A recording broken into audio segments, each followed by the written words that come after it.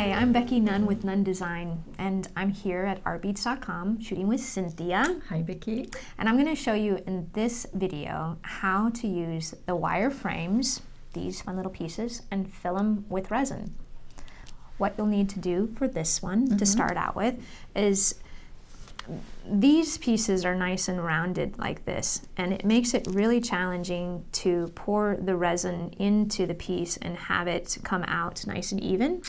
It looks really cool. These are some fabulous earrings and was the inspiration behind doing these pieces. Right. This is using the two-part resin inside the wire frame and using a little of the mica powders to colorize the resin. It really looks like glass. It does look like glass. Pretty amazing. In this video, I'm going to hammer the sides. I'm going to hammer it first, and that helps it lay nice and flat. Okay. Right. So let's show that to this how. It's really cool with the sparkle in there. Yep. Okay. To do that, you'll need to have a hammer and a block, and you'll have your wire bezels. Take your time when you're hammering your pieces. I always like to keep this part up towards the top, and then you're just going to pound around, lightly tapping like such.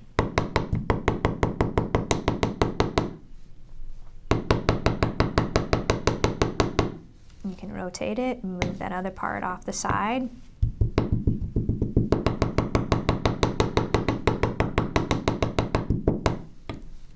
I'm rotating it up to this part.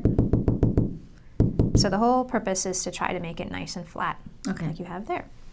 And it doesn't matter if you have marks on it. Like nope, that actually looks cool, I think. It gives it that handmade, look like that. The next step we're going to do is to use a piece of packing tape to create the backing for the resin to stay in. One of the tricks that I just learned about is that not all packing tape is created equal. Do you see how this is nice and transparent and there's not any markings in here? You want to make sure that this is the kind of packing tape that you have. On the last batch of pieces that I did, this piece right here, there was like little glue marks, and it actually showed up on my resin piece when I pulled that tape off. So it's really important to make sure that when you're using the packing tape that you have a nice smooth, clean piece like that. So tear off a little piece of your packing tape and cut it. You're going to press your bezel so it doesn't really matter. Let's see, this is going to be based off of this. This is going to be my upside. And you just place it onto your piece here. And then you trim away your excess.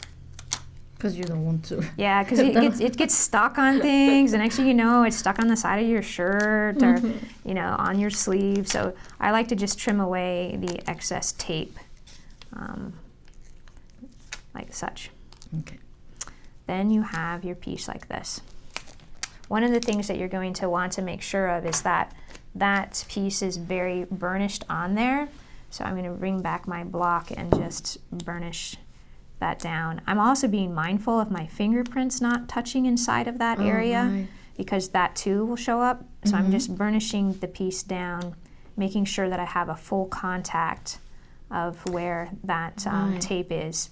Otherwise the resin can go underneath, right? And I think I'm a little close up here, but I think I have enough in that area to make sure that that resin stays caught. But if it's not, we'll address it and we'll see what we need to do. Now that we have that all ready to go, see, it's getting stuck on everything. You want to make sure you have a nice flat surface for working. So that looks good there. Mix up some two-part resin. I've already have a batch that I have mixed up, and you have great videos on how to mix two-part resin. My surface, the taper is a little bit bent, so drizzle a very small amount, going slow, into your bezel. It's always much easier to add to it than it is to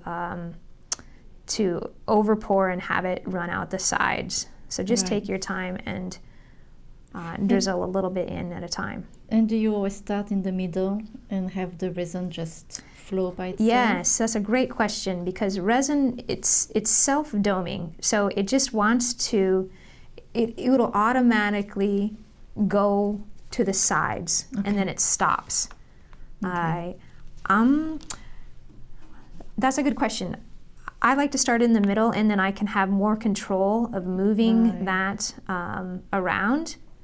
I also like to work on a business card or something like that, because it's much easier for me to rotate the card without getting my fingers stuck onto the piece. And you notice that I stopped pouring, and I relied on a toothpick. You can use a head pin or a toothpick to move that resin around on its own. And you don't need more than that? You don't need any more than that. And I didn't put a ton in, because I'm also going to be adding some of the mica powder, so I don't want to overfill it. Right. Now that I have my resin in, you can take a little bit of mica powder, and using your toothpick, or you can dabble it on with a Q-tip, just not touching the piece, but you can kind of sprinkle it on like that. I see. Okay. Or you can use a toothpick to put some into the resin, and you kind of just smear it in. Oh, really? Or you can actually mix it on the side and pour it in. It depends on the look that you want. Oh, I see. Oh, I didn't think that you could do that and just mix like that with a toothpick. It's That's so great. much fun. You can make some great effects. Yes, you can make some really great effects. And what is so great about this is each pair is going to come out unique.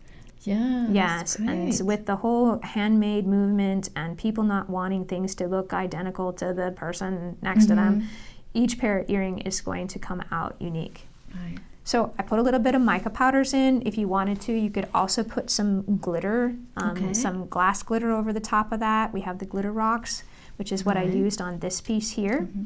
And like on this piece, you said that she used 2 colors, right?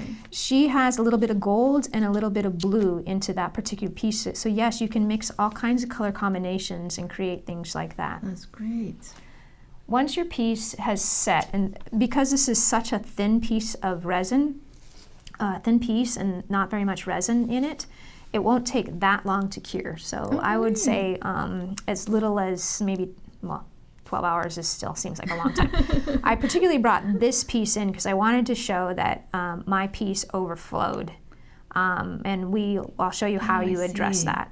So once your piece is hard, and I've waited at least 12 hours, you start to peel the tape off of the back. Okay. And there we go. If you have a little bit of tape residue that is stuck onto the back, you just use your tape, like when you have lint on your shirt, you just use the tape, and you just keep on doing that over and over, and slowly it will start to lift completely off. So it does come up. It does come up, and all you have to use is some tape. I mean, I can't tell you how many things I tried first. I used alcohol, rubbing alcohol. I used all of those different types of chemicals, Gooby Gone. And then I was like, one day I just grabbed some tape, and I just started doing this, and sure enough, it all popped off. So you'll want to go ahead and just take the whole back side and make sure that all of that excess sticky tape is off. Okay. To get rid of this overpour, what you'll want to do is you can take a pair of scissors, or you can take a pair of flesh colors, and you literally just cut it. Oh, wow. Right. This I brought this was a really big spillage. Hopefully yours won't be so big, but you can just trim it away using the flesh cutters to get that nice. And often if there's a small spillage, the resin it'll peel back. Have you ever done that? It just peels really easy. But you also don't want to wait until the resin is way, way hard. It can be really malleable, and it's easy to remove. Just with a pair of needle nose pliers, you can literally just go in there and peel that away. Oh, that's great. When you're letting things dry, like resin pieces like this, it's nice to have enough place around it that has the the plastic or the packing tape like we have here, because it allows for the stuff to spill over and it doesn't get stuck to the table or it doesn't get stuck to your paper, and it's much easier to release it. So I would spend a little bit more time cleaning that up, but hopefully I wouldn't have an over pour to start with. But in this case, I was playing around. I added this is colorized resin, and I added some mica flakes, and then I added some more resin on top of it. So I domed it really high, and it just overflowed.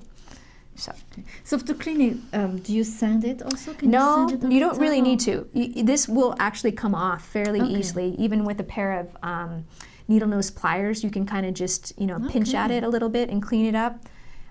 So that's good to know. Yeah, and that's you just go back in and make sure that your backs are all nice and clean, and then you can put a little jump ring on them, and you can make a pendant, or you can add some ear wires and make a pair of earrings. Super fun, huh? It is. It's great. It's a very simple project too. It is fairly simple. Awesome. Yeah. Thank you very much for showing us this technique, and yeah. thank you for being with us today. Thanks for joining us.